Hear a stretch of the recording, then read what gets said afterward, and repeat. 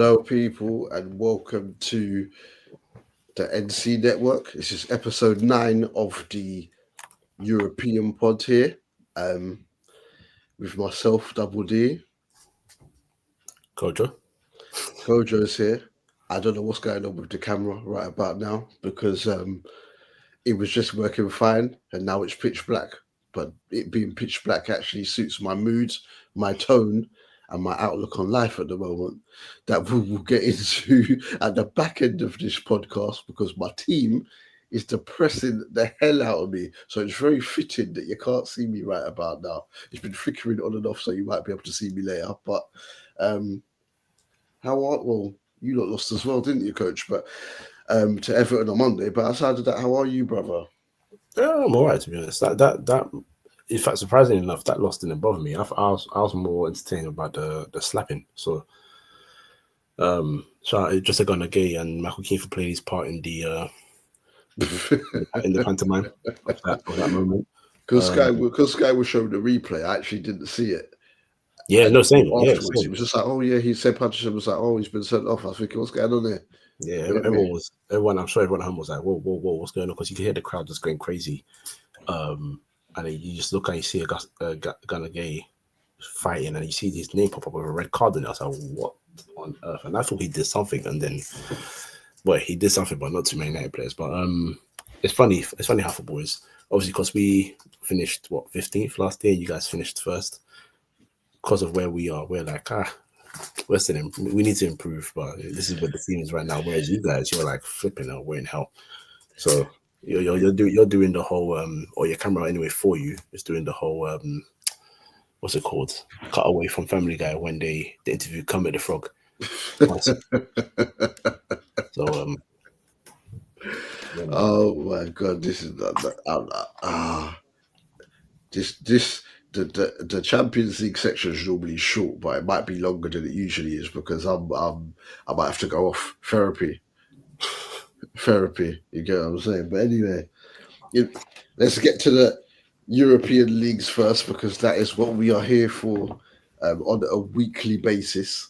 And we're going to start in Serie A because this is another one I want to get out of the way because both my Nerazzurri teams lost. But before we get to those defeats, Roma are the new leaders in Serie A. They won 3-1 away at Jamie Vardy's Cremonese. Sule is been brilliant this season. The Argentine, that's going to be a star in the future. He opened the scoring here. And Evan Ferguson got his first goal since joining Roma on loan from Brighton. And that takes us to the top of the table because Milan beat Inter, as we're just about to come to. But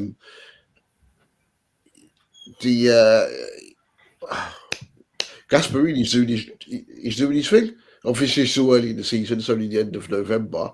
But he's coming from Atalanta.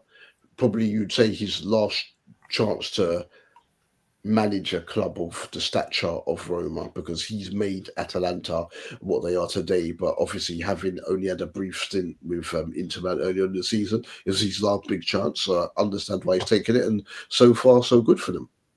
Yeah, no, they're doing all right. I mean, it is early days, and I think you're gonna see a lot of up and downs in the top half anyway. So, yeah, it is what it is. But no, they're doing okay. I think what's most important is the building of confidence. I think more than anything, that's the building of confidence. And for someone like Evan, I mean, we're in November now. Bloody hell, it's taking a long time, isn't it? Yeah.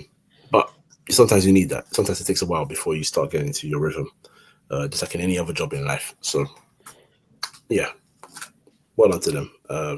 Cremonese, I wish for a better time for Vardy, but it is what it is. So, yeah, man, well done, Roma. Yeah. But unfortunately, we go to the. I don't. Can they stay there? Can Roma stay there, bro? No. Why? Because of the strength of the other teams, or just because of the fact that you think that they're not good enough? They've got an important game later on today in the in the Europa League, actually, because they're down in 18th in the Europa League and they're playing Midtjylland to the top. But I mean, prove me wrong, hopefully, but I just don't see it. I do like Manu Kone and Brian Cristante as a midfield duo. good I players. think they've got a very good midfield pair in there, but I don't know if everything around them would give them the success that they would hope for. But prove me wrong. We love you to prove wrong. Roma's a club that we all respect, so with a lot of history. So prove me wrong, but I don't see it right now, personally. Yeah. Cool. Right. Unfortunately, we go to the San Siro, the Giuseppe Mazzana. Goodness, this whole podcast is trauma. Right. It finished Inter Milan 0, AC Milan 1 in the Milan derby. And Mike Magnon was in. Look at this guy's face. I'm going to slap you when I see you, coach. Mike Magnon was in superb form for Milan, making a plethora of saves, including saving Hakon Çalhanoğlu's penalty. And the joke was as well is that Magnon gave him that side. So I thought Çalhanoğlu was going to put it in the corner, like open up his body like he's going to put it there, put it in the other corner, but he put it where Magnon wanted him to, and it was saved. I think that's only the second time he's missed a penalty since he's been at Inter, or in the league anyway. And Palace's goal later on, you have to, it wasn't even later, it was before the hour actually. I was thinking for some reason it was later than that. It was a shot by Salamakers. It was a shot by Salamakers, and Jan Sommer, given how good he was, should have pushed that further wide, but he's pushed it and it's been put in not wide enough, and it's been put in by Christian Pulisic, and Milan have gone on to win it 1-0. Obviously, the pen save was after that, but I was just fitting that in regards to all the saves that Magnon made. But he made a save, Magnon. He tipped Lautaro Martinez shot in the first half onto the post. Azerbi hit the post as well for Inter as well. Magnon made a good save early on from Thuram's header. And boy, Milan are second in the table now.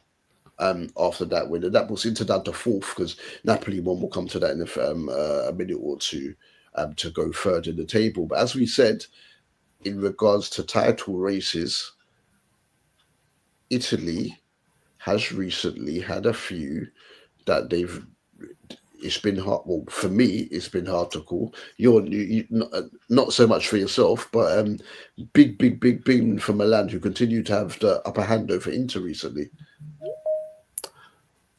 So,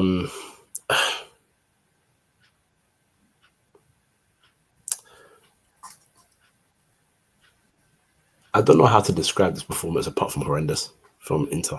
I don't think AC Milan were even that good. I mean, so when I say horrendous, look, you had a bag of chances, and my Mignon was ridiculous. He made some incredible saves. So I'm not taking I'm not trying to disrespect too much. However,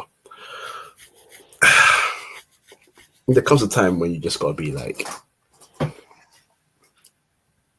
sometimes you gotta give the keeper a lot more to deal with. He's able to make saves because they're close enough to him. And the only one I felt like he did the best he could with his opportunity was Lautaro Martinez, when he kind of just hit on the volley the first time, and Mignon's gone down low very quickly and palmed it. I think that was when I hit the post after. Like, it was brilliant. But overall, man, once this man got a handle on it, it was job done, and they need to break this hoodoo. It's one thing losing here and there, that's fine. It's another thing having your derby rivals in one of the biggest derbies in world football be your bogey club. That's a joke thing. It's when I've been poor in recent years, but you can't get a handle on them. It's weird. So yeah, I just found it intriguing.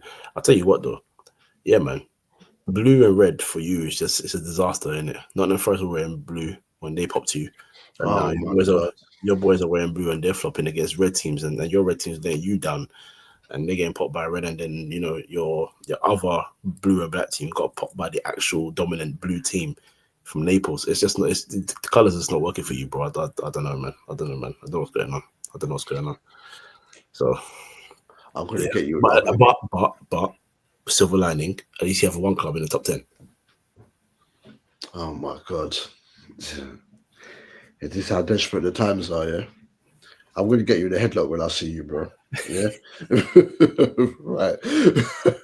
But yeah, now Inter. I really thought that equaliser was coming. It was so agonising watching that game, especially obviously with it being on the Sunday that I think watch Liverpool get slapped by Nottingham Forest. You're sitting there, you're looking for something. You're looking for something to help you out. Beaten in the last minute in the Champions League as well, which we'll come to, but that actually won't be some money, but we'll address that in about 20 minutes or so. But yeah, so Inter, man, Inter, you really shouldn't have lost that game. Napoli third, they beat my other Nerazzurri team 3-1. David Neres with a brace. You get me? 3 first half goals actually from Napoli in that one there, and they're coming back into in the league anyway, some type of form after obviously losing to Bologna and having a draw recently as well. Conte needed that because, as we said, De Laurentiis is just can move a bit weird at times. But yeah, that's kept them in the mix as it's an exciting race at the moment in Serie A.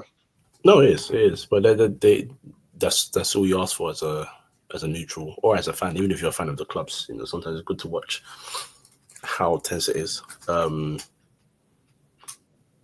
And they've done that for the last couple of years now. Last year was super exciting. Went down to the last day. So yeah, man, more of it. And but Napoli, they got their win back. They're building up again. They'll get results. Inter will bounce back. Milan, we'll see what they do next week. I'm never sure about them. And Roma, same thing. So yeah, man, just take each day as it comes, man. Take each day as it comes. But it's not a good result for Atalanta. It's not good result for either club. And it being Inter Milan, the other club as well. So yeah, man, on to the next weekend. But they need to wake up. That leaves Atalanta in 13th place on 13 points after 12 game weeks. And you do feel, especially Lookman, who's been trying to get out the club for over a year now, you do feel that they might struggle to keep on to 1 or 2 in January unless there's some improvement there. Yeah, maybe. Right. Fiorentina and your boys, them damn zebras, Juventus drew 1-1. 2 bangers in this game. Kostic scored a brilliant goal from outside the box on his left foot for Juventus. And then Mandragora said, hold my drink, and smashed in a brilliant equaliser for Fiorentina as Padalino obviously in charge after Pioli being let go. But it's still a real struggle for Fiorentina at the moment. They're 19th. I almost said 18th. They're 19th in the table. Yeah. Whereas Juve, the seventh. Why didn't I highlight it? Yeah, 7th. Yeah. 1 point behind Como, my boys Como, and 2 points at the Lazio. In terms of Como, what a result! 5-1 win away at Torino. Nico Paz amongst the scorers, but a clinical display on the road. And I called it the sort of season that they're gonna. I think that they can get into Europe, and they're so far so good. Still a long way to go, but they're justifying it in this early part as we come close to the first third of the season being wrapped up. Yeah, no, exactly. I think Fabregas in particular has got the perfect storm there. He's got the squad that's perfectly assembled to play his brand of football, and there's little to no pressure in terms of like maybe the fans are enjoying the occasion, enjoying watching the team play. The rise of their club, it's a fast rise, and they're not expected to be sitting next to anybody in the top 4, but they're not far, so it's good. I was just going to say quickly on Juventus, because I think it's a damn disgrace that you draw away to the team that has 6 points in 12 games. No matter what their name is. So this is what I'm going to do from now on until Juventus, and this can be from this season to next season, to the next season, to the next season, to the next season. Until Juventus win a league title again, they're gonna get the Borussia Dortmund treatment. Ooh. It's what it is. Gonna have to hold them. Ooh. They're gonna have to hold them. Ooh. These results in the league, some of their draws. Last year they drew about 15 million games before they lost. Exactly. It's a joke thing, man. It's a joke thing. So now they're getting the Dortmund treatment. I'm serious.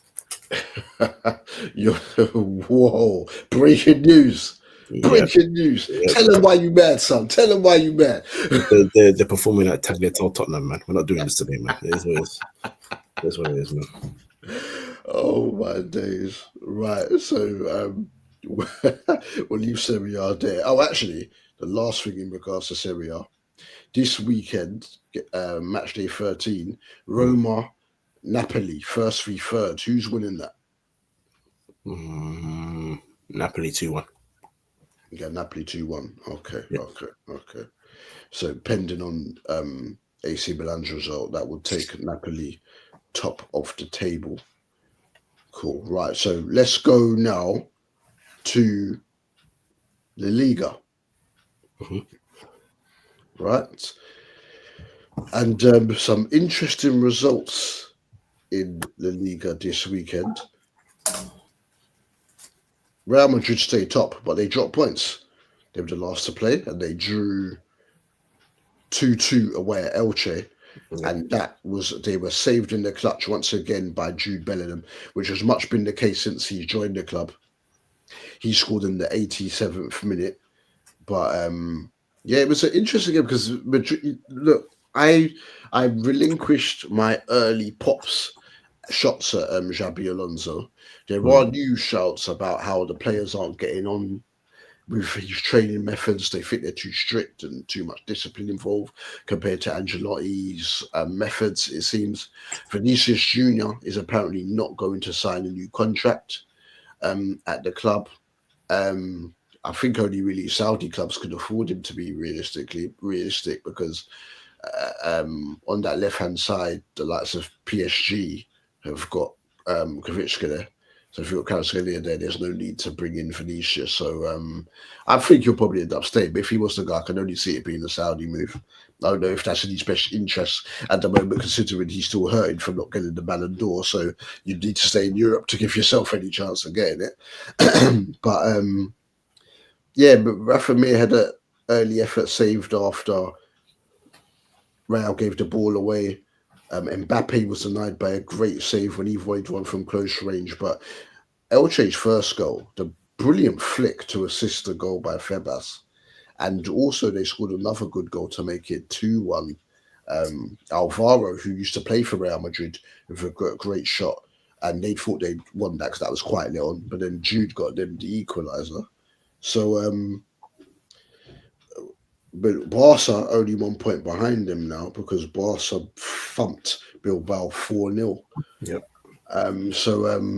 Has this changed anything for you in the Liga race? No, I'm still going Madrid. I mean, probably knowing how Madrid operate, they'll probably drop another top 2 points here and there, and then Barca will take the lead and probably going to win it, to be fair, but I'll stick with Madrid. I think the issue they have now at Madrid is, if I'm right, if this stat is correct, people can fact check me when they watch this back or listen to it back, depending on where you're getting this. I think barring maybe 2 games, they don't win unless Mbappe scores.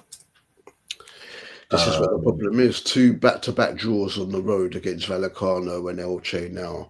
And just like Man City need to do in the Premier League, get some other scorers outside of Haaland. They need people to step up when Mbappe is not. So that's the thing. Obviously, they have people scoring goals, not to the same rate, but they have people scoring goals, which is okay. But it's the winning aspect. He can't always be the game winner for you. And when I say that, obviously, for example, Bellingham scored the winner in the Clasico, for example, but you still need Mbappe numbers to certify that W. And don't get it, like, we grew up where the strikers, your number 9s, are the guys that get the goals. They are the goals. They're the match winners. So, I'm not saying that's a horrendous thing. It's not a bad thing. It's good that his goals are getting you the W's that you require. That's what you signed him for, right? But so work's trying to call me. I don't know. I've completely just said no. But I think the key is in those moments, in those games where your number 9 can't get the goal, we need you to be the guy. And for some reason, whoever that's going to be has not been the person to get the goals. So until that happens, they're going to have matches like this. But they salvaged the draw. So it's not horrendous. At least they didn't lose. But with Barca on your neck, it's not good. However, I will say this, and I'm not going to speak about Champions League later, but Chelsea have pretty much given everybody the blueprint. So if you've got a bit of pace in your team... Well, bruv, we've been speaking weekly about high lines, yeah. The Barca high line. They've got a clean sheet against Bilbao, but Bilbao do have some players missing. But yeah, that is the main thing worried about. That is the one, like, Barca fans, like D-Man has been saying from time ago, that defensively you don't know what's going on. Yeah. Sounds like you're having a bit too much fun there, bro. Yeah, boy.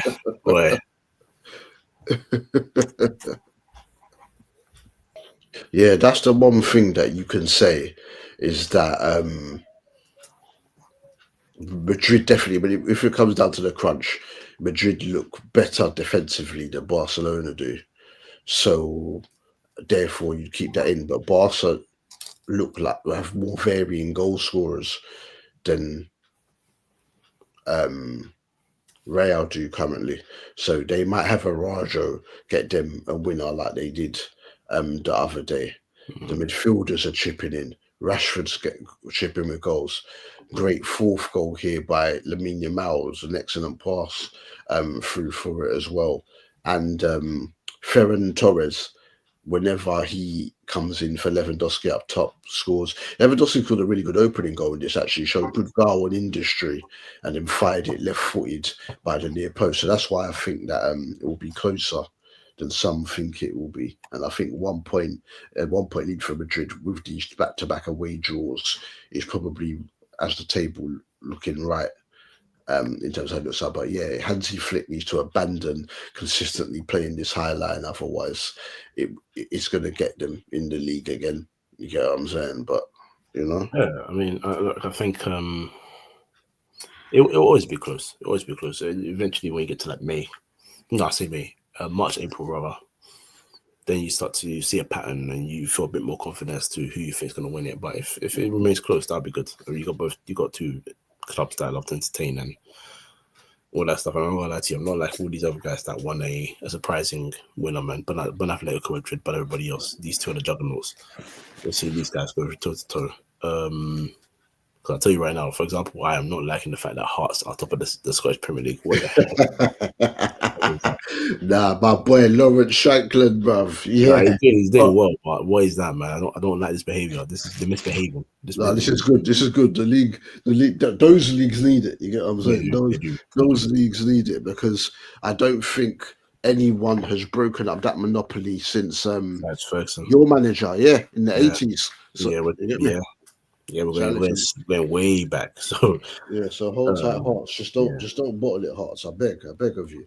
Yeah, no, we'll see what happens. But look, it's not a disastrous result for Real Madrid. It's a very good result for Barcelona, winning, closing the gap by 2 points. Can't complain. So, yeah, onwards and upwards.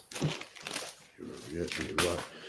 Real Sociedad got a good 3-1 win at Osasuna, and the reason why I just want to point out this game is because Beranek there scored a wonderful goal from near the halfway line in this one. And Sociedad needed that, because as we've commented on in previous weeks, they have not had the greatest start to the season, but a couple of good results have got them up to 9th in the table now, which goes to show how tight it is down there, because they're 5 points clear of Girona who are in 18th. So ninth is only 5 points off in a 20-team league. Ninth is only 5 points off of the relegation zone. Oh, yeah, sorry. You said how tight it is down there because I'm immature. I start giggling inside myself. Yeah, very immature. But look, sorry, let me just check something here because now you've actually mentioned it. We've gone up to ninth very quickly. Wow, yeah, no, well done, Sociedad. But this is why I tell people not to panic, even in like a November to December. Yeah, You just couple got of wins, it all changes. Yeah, there you go. It's like a couple of wins. Suddenly you're close. Other teams are going to drop points. It's just nature of football. So things are going to go ahead. But yeah, man, good for them. And yeah, to anyone that's listening, if you find my inappropriate joking about Dubul Dee saying tight down there and me giggling inside is inappropriate, I do not apologize. I have a little fun here. You know what I mean? Balls. Hey man. Tight down there. That's what she said. That's the easiest one there. It's just a straight joke. Just easiest joke right there, man. Come on, man. You gotta take it. Man. What's it called? Also, other results I want to point out: Espanyol beat Sevilla 2-1 on Monday night. So to Espanyol, and also as well, Betis drew 1-1 with Girona, a game we just mentioned. And Anthony was sent off in injury time, and he'll now miss the Seville derby on the weekend. This guy smiling, you know. By the way, the red card was bogus. It was a nonsense red card, but I don't care. I do not care. We don't care. Stephen A. Smith voice, we don't care. Right, let's go to the Bundesliga. And we'll start with the leaders, Bayern Munich, because the pod is called Champagne and Elise. Yeah, all title my Champagne and Elise drinkers. Yeah, I can't with my dodgy kidney. With my dodgy kidney and bladder, I can't really indulge in drinking like I used to. But it was fun when it lasted. You get me? But Bayern 6, Freiburg 2, coach. And the only joke about this game is that I was actually watching live. And I saw Freiburg take a 2-0 lead, and I was getting gassed. 2 goals from corners. The first one was a good corner routine, the flick on at the near post and then put in. And then the second goal, a header. And then after that, it was a capitulation. It was just a Michael Olise show. He scored 2 and assisted 3 of the 6 goals. Continually being linked to Liverpool. To be the long-term Salah replacement, although there is not a clause in his contract, as they said. But even, hold tight, Josh, and I want to get him onto this, but the timing of the pod wouldn't have been feasible to be able to get him on, because he was watching the full game live, whereas I stopped, right, to watch Liverpool and Forest. Less said about that game, the better. But he said even Nicholas Jackson has scored, but these man, whether it be Carl, obviously Kane, the main one, Bayern have just got Gnabry, all these different people popping up and scoring, even with a few injuries out. Remember, Musiala amongst 1 or 2 others are out injured and getting it done. They're not going to do the golden season because they obviously had that last-minute Kane goal in the last game before the international break to draw with Union Berlin. But because you're talking about you don't like what's going on in Scotland, we'd welcome it here, because otherwise every week that we're checking in on the champions. See, just like many Germans, you were sitting at home at 2-0 up thinking, yes, Freiburg, oh my God. I was sitting at home saying, don't worry, man. It's okay. Light work, man. Oh, you scored 2. That's great. Okay, sorry. My man, let's wake up. All right, cool. Say this. It's like when you, in fact, I'll give you an example of what I did once upon a time. I played a guy that I used to be cool with called Dennis, and I say this because it's been years ago. I haven't seen him since I was maybe 16, and we're playing FIFA. We were playing FIFA, and I was beating 3-0 at halftime. And one of our guys said, I bet if you swap controller, Michael will come back and win. So, all right, cool. So we saw controller, and I came back and I scored 4 goals and I won 4-3. Now, obviously, this game was not a 4-3 game. It wasn't even close. But the point being, sometimes a team like Bayern in the Bundesliga, where you just walk the league, you're going to have your moments within the game where you just like, oh, wait, sorry, what's the score? 2. Oh, right, okay. So you're going to do? We're going to grab the controller and sit forward. You know that sit forward movement? Everyone knows the sit forward movement I'm talking about. We're going to sit forward. You're engaged now. You're engaged. Yeah, we're engaged now. And they scored their 6. And the thing is about Olise, in particular, Olise doesn't play like he looks engaged. He just plays because he's having fun. And free spirit. This is the flamboyance. Remember the other day we talked about how football finished now. This is how wingers used to be consistently back in the day, bro. Players like him. I did a podcast with my boy Ozzy previewing our unfortunate defeat with PSV. We were talking. Someone in the comments, coach said, "Is it true?" Obviously, I would assume he's younger than us. He said, even younger than yourself, also as well. That he said, "Is it true that football is not as good as it used to be?" And we said, "No. There's a distinct lack of mavericks, of flamboyance. It's too structured. It's too regimented. Your wingers are passing the ball backwards when the aim was to get to the byline and put the ball in there for the striker. There's a lack of number 9s. So what you said earlier about the apparent noise at Madrid, alleged noise, I should say, at Madrid about they're not happy with the training methods and all that. Yeah, Ancelotti is one of our old school managers who allow players to have the freedom to try things. Freedom. Yeah. Try things, and you don't go into training sessions and practice certain things. So this is the way you do it. This is the method. It's you know what, you two have, or you 3 or you 4 have something going on here. Try things, and then you try things as players. It's not Arteta, Declan Rice, Saka, you whip the ball into this area, and 1, 2, 3 must always be in these areas to win headers and score goals. That is, you might win games, but are you truly entertained by the football you're playing? The Madrid players want that freedom, and that's why I appreciate players like Olise, because I do think Klopp, company is structured, but at the same time, I don't think he's too structured. I think he allows freedom. That's why someone like Leonard Carl can come in and play his football at 17. That's why I like players like Esteval, because I think Maresca is very rigid, but you can't stop Esteval from doing his magic with his feet, the way he step overs, the way he dribbles the ball, that he takes you on all the time. These are the kind of players we want to see, and we want to, and that's why when I'm watching games and I see, like, I keep using him as a target, but he's my target all the time because I feel like he's been restricted a lot more. Doku, when I see City fans getting off their feet, I'm like, this is not exciting. He just got the ball. Like, you're not excited, but I think they have been so restricted to seeing wingers, apart from maybe Mahrez, look for the pass first rather than the take on. Because Mahrez just take on players. Sane did as well, and I think Klopp Pep didn't like him. But Sane and Mahrez were players that would take them on, and they ain't seen that in ages.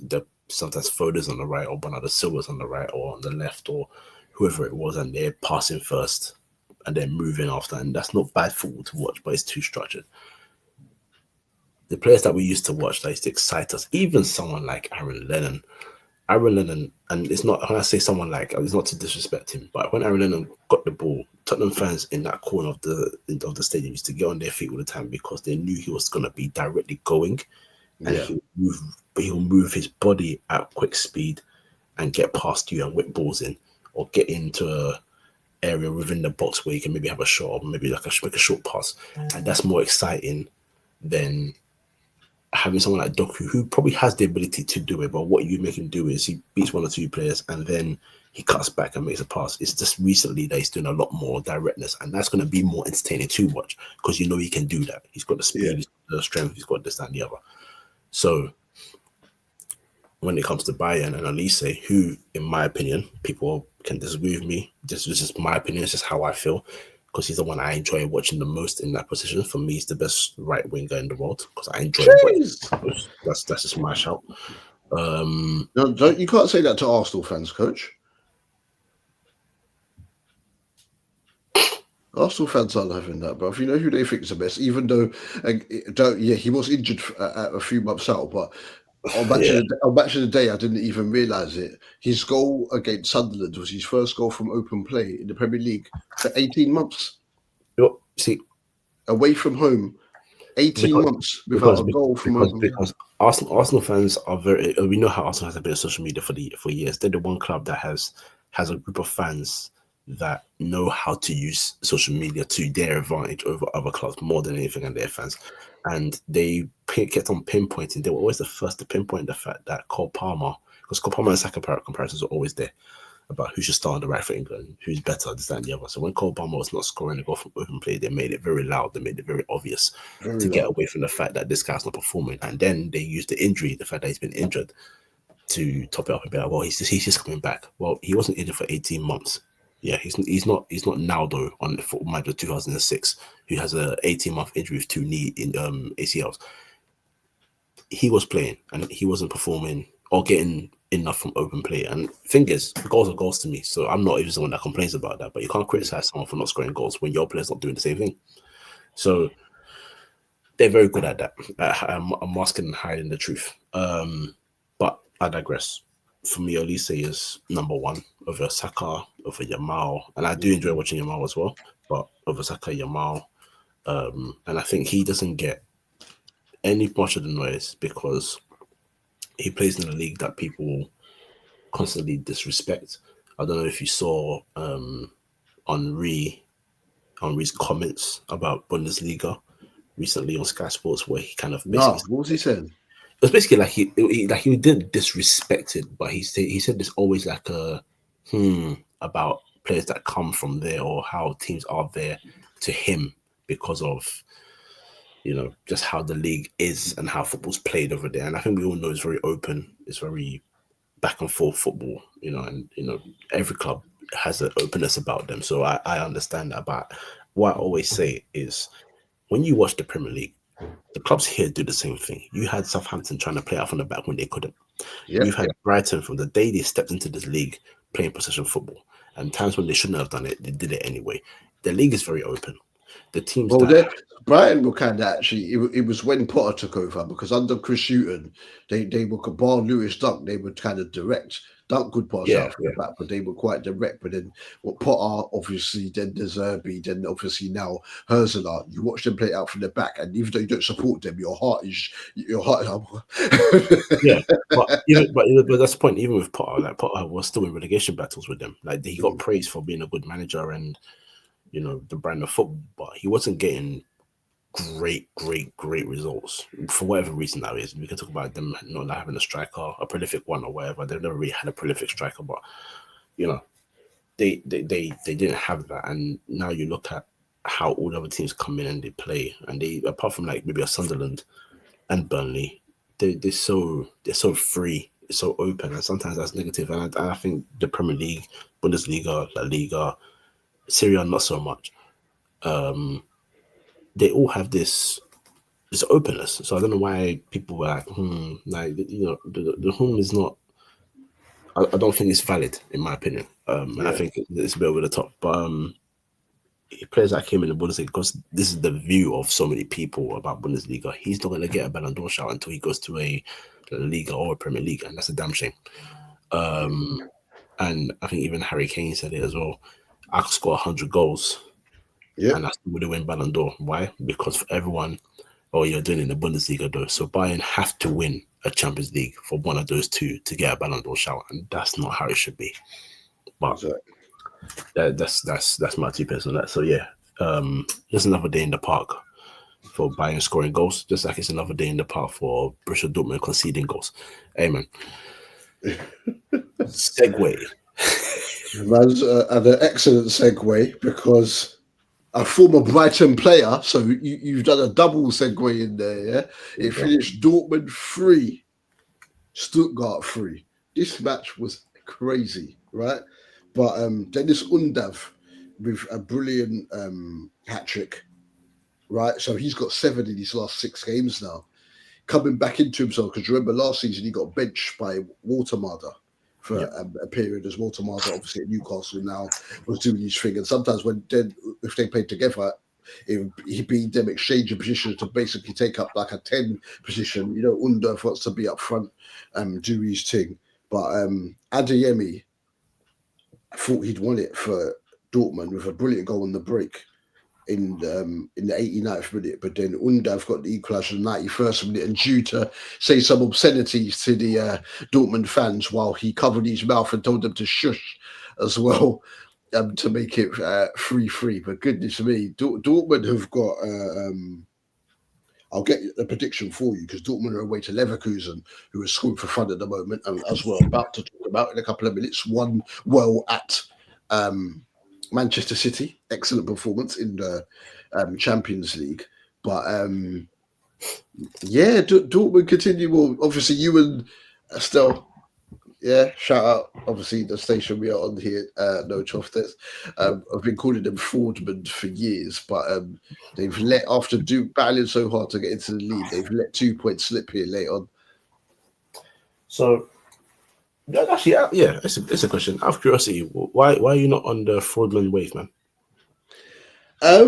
Probably because of my affinity with, obviously it's well over 10 years ago now, but my affinity with Jurgen Klopp in seeing them win back-to-back titles a few years before he even became Liverpool's manager. And going back, obviously, though I'm a bit older than you, to the 90s, man, when they used to slap Man United about hold tight Lars Ricken, Karl-Heinz Riedler, who came to my club and that, you get what I'm saying? So, okay. Andreas Muller, sorry, bro. You get me? No, I remember the names, man, but there's an issue with that, man. That was a long time ago. Let it go. Let it go, man. When did Klopp leave them as well? Yeah, let it go, man. Let it go, man. Come on, join the dark side, bro. In fact, your camera's already telling you to join the dark side. This is very simple. Nah.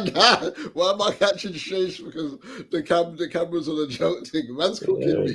You know what it is, man. Just come over, man. Listen, bro. You don't have to. Don't pretend. Don't pretend. It's okay. Just come by, man. It is what it is, man. They will consider. I've told you from day one of this pod that they'll let you down. Dortmund are constant letdowns, and at this point, you don't need any more letdowns. Atalanta, Inter Milan, Liverpool, yeah, come on, man, leave them, because at least with those three, I can see like a future where they're getting results. With Dortmund, they're just continue to be frauds. That will never change. Leave them there, man. So when you start getting your joy again with these other teams, you don't have to worry about these bums. It's not worth it. It's not worth it. It's not worth it. It's just, you wouldn't go back to your ex, would you? Exactly. So there you go, man. Come on. Come on. That's the $1 million question, isn't it? No, if the Bundes hitting, I hear it. But hey, Bunda, hey, you're on point today. You're sharp today, bro. I'm very sharp. When it comes to Bunda, I'm always sharp, bro. Don't worry. I'm always sharp, man. They might have to put a 15 certificate on this pod. You get me? Usually it's kid friendly. Apart from there'll be an odd derogatory word from you, but we ain't doing no kid friendly here, man. When it comes to Batty, if you give me Batty and we're doing the thing, yeah, I'm Gabriel Batista. I hit the target. I don't miss. I don't miss. Yeah. Man, so if you're 15, turn this off right now. This is the moment to turn off. It's not for you. Hey, Gabby, go. When you do sex education in class, then you come back to this podcast and you can think about the Buddha then. Until then, it's not for you, man. Stay safe, kids. Stay safe. Leipzig are second after they won 2-0 against Werder Bremen. The opening goal by Ule Dragogo, I think you pronounce it. Brilliant strike by him to give to the lead before Schlager made it 2-0. So, yeah, Leipzig second in the table. Leverkusen are third. They won 3-0 against, 3-1 against Wolfsburg. Patrick Schick on the score sheet again.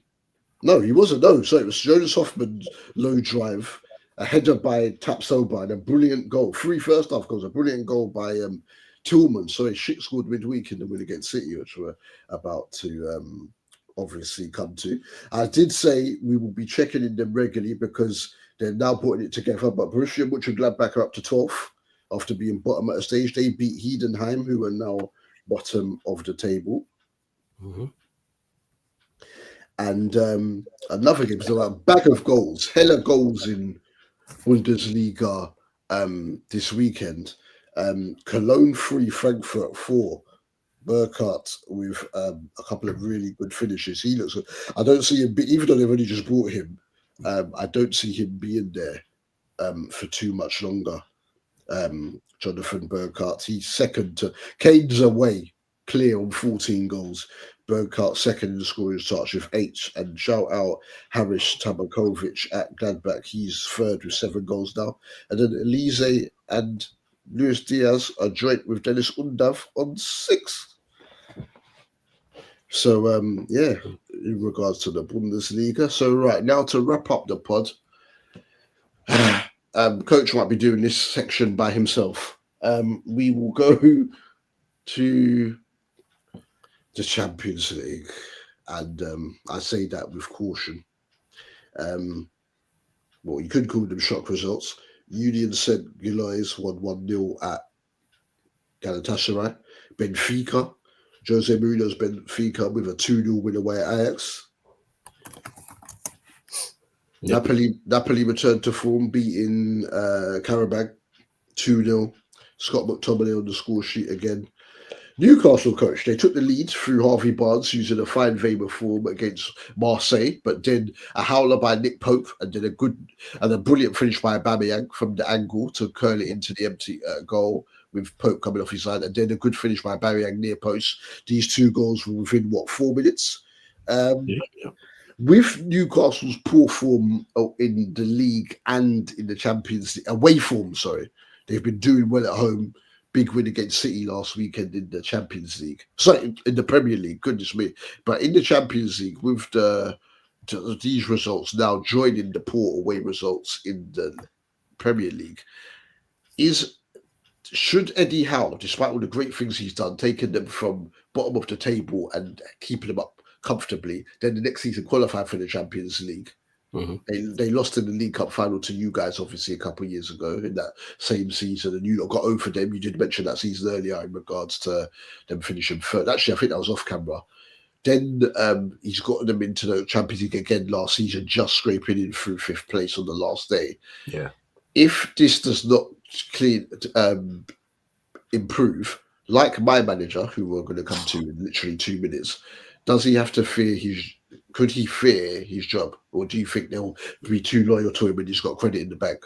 No, don't allow him. I don't believe in credit in the bank, but I don't think they'll see it as a moment of desperation at this moment, which is, I think, is a sensible way to look at it. So I'm just going to get the league table up here now, actually, so that we can, I mean, Champions League actually as well. Actually, that's actually interesting. I'm going to find out where they are in that league as well. But in the Premier League, they are 14th. Now, as we said earlier about like Sociedad, there's a couple of wins and suddenly you're shooting back up. Yeah. So I think they will probably give it a bit of time. And if there is starting to become like a gap where it's like, oh, wait, hold on, what's going on here? Then I think you'll have some conversations with him just to be like, get the results up. But I don't think he's in any consideration for the sack. Look, the Champions League, I don't think they'll put pressure on him to do much, if I'm being honest, because I don't think they expect too much from him. But if you look again at the results, they play 5 games, they've got 9 points, and they're literally 1 point from the automatic qualification spots.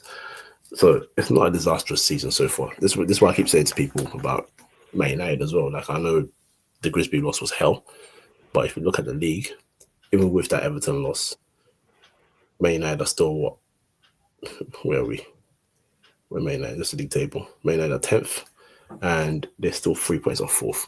It's not a disaster. You're not going to get into the top 4 straight away because all the teams above you are not going to drop points here and there. You got Crystal Palace next, so you can go above them, but it's not a disaster class. So I think he's fine. I think there's no consideration of a sacking, but I think if you get to January and there's a bit of a gap, then they'll be like, "Ooh, what's going on here? That's not good." And Newcastle are not going to accept being in the bottom half at the end of the season. So for someone that's been there from day one, from someone that they've given a squad to, someone that they believe in to manage the squad and go further. So yeah, I'd say he's fine for now, but it just needs to be wary that results pick up fast, basically. Yeah. I hear you, broski. Also, as well on Tuesday, as we just said, because we just spoke about Leverkusen, Alex Grimaldo and Patrick Schick on the score sheet as Bayer Leverkusen win 2-0 at Manchester City. Excellent performance by Leverkusen. Considering Pep's pre-game comments about how important the game was, were you a little surprised to see him make so many changes? No, that's what Pep does. the short answer there. I don't know why people are shocked by that. If anyone is shocked by that, but why? That's what he doesn't. He's done it throughout his whole career, man. He's a weirdo. It's what it is. Do you still want your boy Omar Mamouche to be freed? He's not my boy anymore. Once you join City, you're never my boy. I just don't know why. Once you join City, fuck you. Jesus Christ. It's what it is, man. Hold that. This is like doing a podcast with Uncle Eddie, bro. That's my guy. The F up. That's my guy. That's my guy. A 91st minute goal from Jonathan David got Juventus a 3-2 win over Bodo Glimt, who are really proving. Tottenham got a 2-2 draw there. They're really proving, especially at home, to be difficult opponents for teams. Yeah, but then, whilst I want to give them praise for that, and you're right, so they do deserve the praise for that. So I won't take away their praise. They also played against a club that drew against Fiorentina, who are 19th with 6 points in 12 games. So let's move on from Juventus, man. Saying that, Bodo did get to the semi-finals, didn't they, of the Europa League last season before falling to Tottenham, who won it. Who did Tottenham beat in the final, Coach? Chelsea. Move on, bro. Move on, man. The lies and deception. Move on, man. Oh my God, you're not white. Right. Dortmund 4, Villarreal 0. But Coach won't like to talk on that one, but hold tight. Sekou Guirassy with another 2 goals. Karim Adeyemi on the score sheet. But here, this is the game. I'm going to let you go to town on this one because as this came on Amazon, I have abandoned Amazon at the moment. Chelsea 3, Barca 0. And you did obviously name drop it earlier on. Own goal by Koundé, Esteval, the star of the future of a goal, and Liam Delap off the mark in the Champions League as well. But this high line, and then obviously you've got Arajo sent off and whatnot. They were just asking for problems, weren't they? Oh, well, to be honest, once I saw the line of Chelsea, I was like, yeah, they've got him. Playing Neto, Garnacho, and what's his name? Esteval. It's very smart. And don't get me wrong, I didn't think Garnacho was going to do anything. He didn't do anything, so I'm not surprised by that. But Neto's speed, and Esteval's speed on top of his just brilliance on the ball at such a young age. And I knew they were going to cause them problems upon problems upon problems. And Barcelona are very stubborn, or rather, Hansi Flick is very stubborn in his ways. So, his football is just very risky. But at the same time, I do appreciate the fact that he wants goals. So I'm not mad at it. But in a game like that, when it's Champions League, even in the league you get 38 games, you make one slip up. Madrid will slip up at some point. You can get away with it. Not this time around, man. Sorry, no, you can't approach a game like that. So I think that was poor. It wasn't even. I can't even call it a tactical battle because it's not a battle. You've made it easy for Chelsea, to be quite frank. So yeah, they went to town with them. Esteval completely outshone Yamal if you want to do battle of the young boys. Mm-hmm. So yeah, Chelsea just needs to continue the momentum because I need them to do a job on Sunday. Football needs them to do a job unless you support Arsenal. You get me? Yeah, there you go. Imagine that. I'm hoping that Chelsea do something, considering their history of how they treat certain group of fans. Anyway, yeah, let's continue, man. Let's continue. Yeah, right. So to Wednesday, let's just get this out the way early because I thought actually before Still cooks us. Big up Paphos getting a 2-2 draw against Monaco with a late goal there. Yeah, an own goal by Mohamed Salisu. So another precious point for Paphos, right? Liverpool 1, PSV 4. I just want to get this out of the way, man. You get me? Black, as I said at the start of the pod, because you're thinking, why is it black? The camera's playing up, but it's good that I can't be seen anyway because my team make me sick, and black actually complements the mood. I mean, I am melancholic right now, yeah? I don't know what my club is doing, but I did say on the preview, shout out the Football Talk podcast. No point in watching the preview now because Liverpool have lost, but we did a preview on there, me and Ozzy, and I did say on there that if PSV score first, we're not winning again. And on Sunday, we're playing West Ham, and the way Nuno sets up his teams against Liverpool, I don't think we'll win that either. I don't know what my club's doing. I don't know when we're going to win our next game, and I don't watch football anymore. I'm just doing this pod because Coach held a gun to my head. Walk on through the rain. You can't see, but I'm actually swearing at you right now. Walk on. No, listen, no. On a serious note, because this is a tactical thing with a bit of banter, but on a serious note, I'm not even laughing anymore, and I think that's a worrying thing for you guys, as your rival doesn't find your downfall funny. Your man just killing you. Me, you spoke about it at length. I know my time's limited, so I'll keep it very short and sweet. His tactics are killing you. He doesn't know how to use the players that he signed properly. He doesn't know. I don't think he even kind of, I'd say, properly identified the caliber of player that he needs. Kirkes is suffering, and I don't want to say Kirkes was never that good to begin with. I think he is a good player. I just think he's not suited to the different pressure that is at Liverpool. He signed Frimpong, which I don't think he has a clue what to do with Frimpong, because Frimpong needs to be in a back three, so he has freedom. Or he's a back three behind him, so he has freedom to go up and down and have that extra cover. And that's where Konate is suffering, because Konate's defending as an individual has not been good. But sometimes as a player, you got to be like, I ain't got no help here. He's suffering bad for that. And then in turn, because he's not know what to do with Frimpong, he's made midfielders go behind him into the defensive position, especially Szoboszlai, who's now suffering because whilst he can pull out a performance because he's strong and he's physical and all that stuff, he's performing best in midfield because he's a midfielder and he's played well in midfield so far this season. But I think the most interesting thing that he's done, which has completely ruined the momentum, was stopping Isak. Not playing Isak when he was, I'd say, maybe at 60% fitness, and dropping Ekitike and continuing that theme where he's in, out. Ekitike was on fire. He was your player. Even though Liverpool, I think if anyone can admit that they weren't playing very well, at least they were getting the results. And you had a difference maker, and you stopped that difference maker's momentum. And since then, you have not recovered. It has been loss after loss, with the odd win against Villa, and then loss again, and again, and loss again. He's killing you. Simple as that. I think that's the best way for me to sum it up. He's killing you. And I will say this because people are going to listen to this and be like, well, you're a Man United fan. Look at your results with your manager. The difference between Liverpool and Man United in this stage is Liverpool are champions, and you look at that squad and they've got so much quality.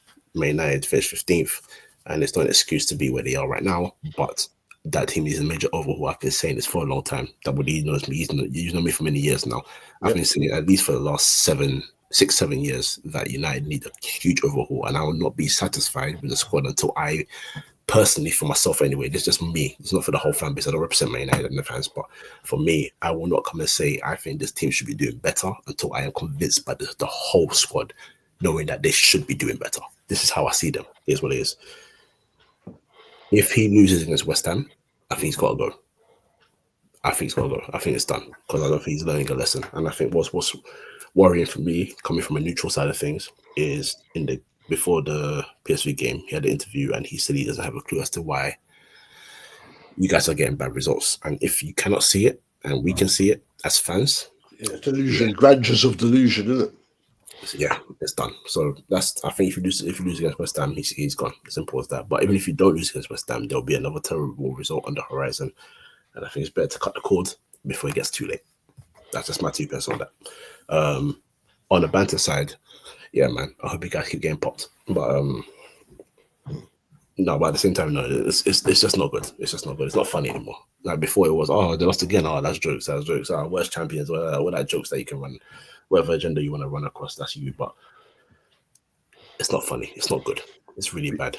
I will say though, it was good to find out that Virgil van Dijk is a Space Jam fan. Great handball.